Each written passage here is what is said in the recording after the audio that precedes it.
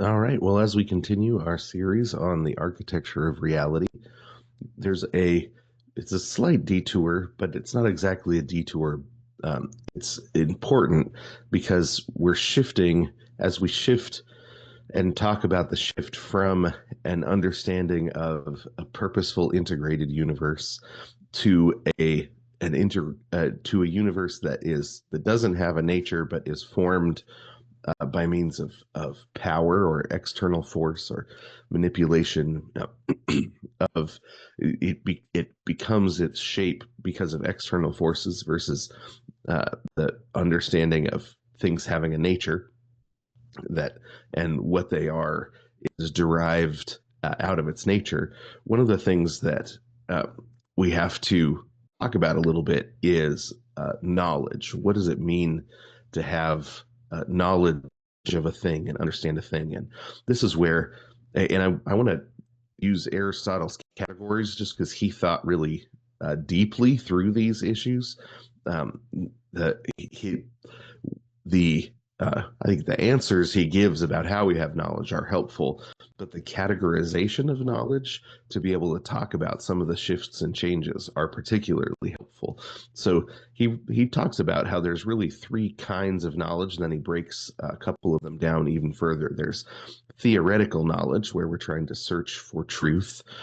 There's productive knowledge, where the knowledge that it takes to make things, and then practical knowledge, the ability to make true judgments about a situation. Um, so, and it's interesting that I use productive and practical knowledge um, because we when we say practical, we tend to mean that we can make things with it or make money with it, that kind of practical knowledge. But he that's not what Aristotle meant by practical knowledge. He meant the ability to make true judgments in reality.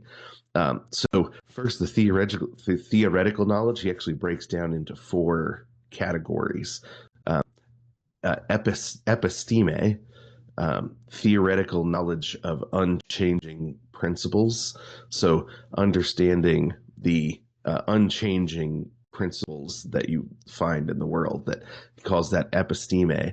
And then nous, these are Greek words, is discernment and direct apprehension of the fundamental principles of reality. So the unblinded eye of the soul. So he says we can get to the theoretical knowledge, that the episteme, sometimes just through direct apprehension.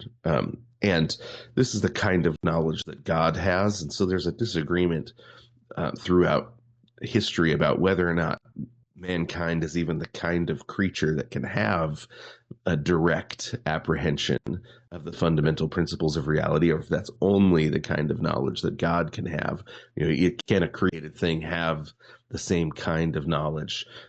But it's part of what it's the kind of knowledge that Plato teaches that the philosopher king has, um, direct apprehension of the fundamental principles of things.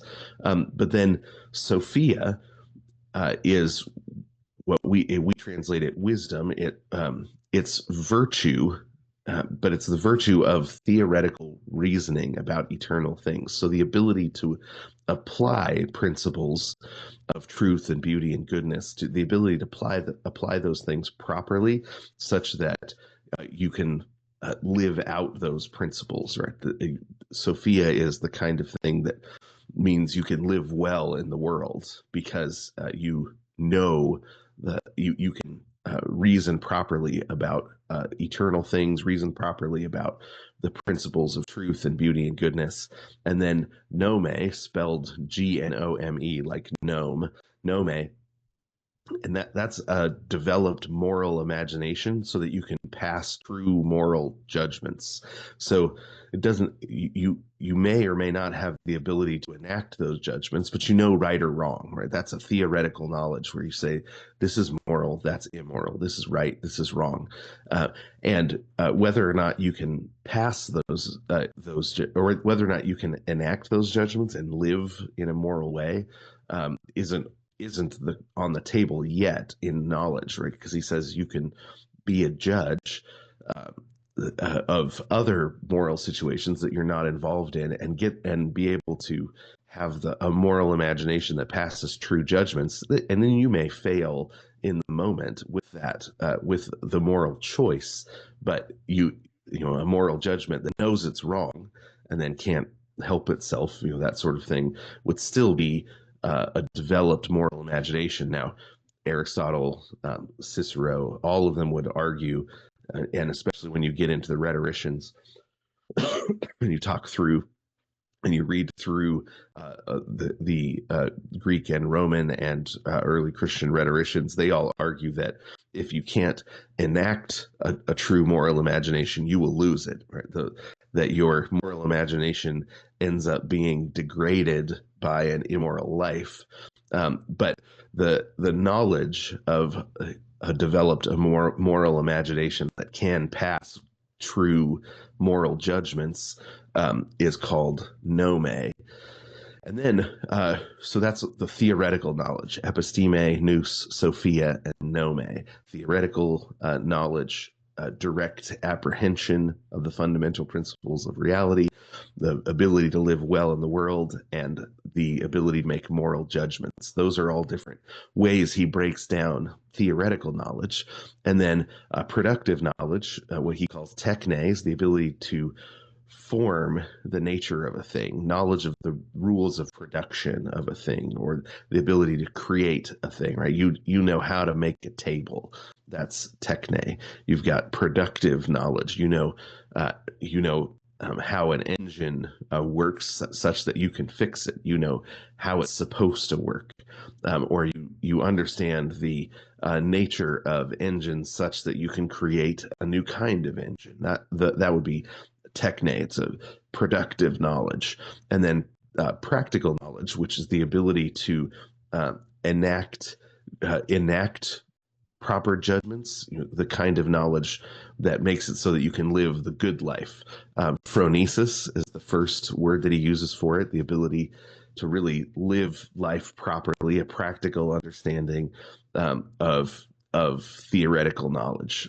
So you've got changing circumstances in the world, but you can continue to live a good moral life. And you've got this world of cause and effect, and you understand how to live well in that world, to be able to practically fulfill well-informed, well-reasoned desires. Right? He calls that phronesis, and Sophia and phronesis are cousins in knowledge, because Sophia is the ability to apply principles, and then phronesis is really that ability to live according to them, right? So you might know and understand the principles, be able to apply them to other people. But let's say a movie critic, right? That he understands the principles of story and of right and wrong, and he can criticize. He can be a good, helpful critic in movies, but he doesn't know how to tell a story. Right? When something's broken, when a story doesn't work, he wouldn't know how to fix it. That the ability to have uh, to have knowledge that you can't, and then apply it, is phronesis. And then the last one is delecta, which we usually translate taste.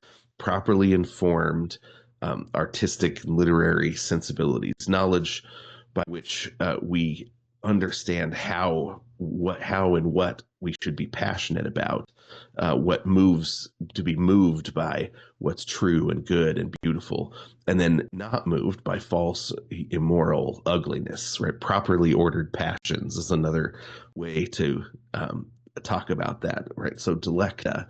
a good taste. So you've got theoretical knowledge, you've got productive knowledge, and you've got practical knowledge. And we're going to be talking uh, about the shift away from an understanding of a well integrated universe. And one of the things that happens is they start separating the kinds of knowledge, whereas when Aristotle and throughout the Middle Ages, when this is discussed, the idea is you should have good theoretical knowledge and the ability to apply it in the world, it both in productive ways and in practical ways. And you should be able to produce things in the world and be able to apply an understanding of virtue, to live a virtuous life. And you don't really call things knowledge until you're doing until you know the right thing to do and you can do the right thing. Right, that's when it really becomes a knowledge that's not a separated knowledge, because you're after an integrated knowledge, right? You can make moral judgments. Your moral imagination is well informed and can pass true, good moral judgments, and then you can live a true and good and beautiful life as well. So that's what you're after. Aristotle breaks down the kinds of knowledge so that when something's broken, you can fix it. Right? That's the purpose. When you realize that your moral imagination is compromised in some way, then you work to you put in the work and uh, figure out what are good and true moral judgments in different areas, and then live them out. Right, that's the goal of knowledge for Aristotle, and I find it helpful to break it down like this because we're going to start talking about some of the people that really get it wrong.